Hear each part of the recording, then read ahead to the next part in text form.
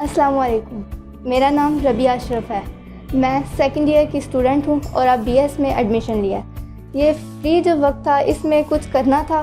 ज़्यादा घर में फ्री बैठने से बंदा वैसे भी बोर होता है और छुट्टियाँ भी ज़ाया होती हैं। तो मैंने मीम्स एकेडमी में एडमिशन लिया है। मैंने यहाँ पर ऑफ़िस मैनेजमेंट सीखा है।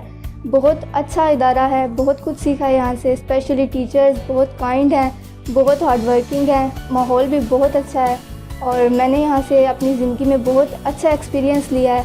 बहुत अच्छे से मैंने यहाँ पे सीखा है सब कुछ और बहुत कुछ सीखा है जो मुझे अगर यूनी लेवल पर मेरी प्रैक्टिकल लाइफ में काम आएगा। टीचर्स का बिहेवियर, टीचर्स का हार्ड वर्क बहुत अच्छा है। सबसे पहले अपने उन लोगों का शुक्रिया अदा करना चाहती हूँ जिन्होंने मुझे इस अदारे में आने का मौका दिया है और इस इदारे से मैंने बहुत शानदार कामयाबी हासिल की है। और आज यहाँ से जाते वक्त मैं सिर्फ यही कहना चाहूँगी कि आप सबको भी यहाँ पर एक दफ़ा विज़िट करना चाहिए, आकर देखना चाहिए। बहुत अच्छा इदारा है और अपनी कामयाबी से हासिल करें। वो इसके बिना आपकी लाइफ अधूरी है, नामुकम्मल है।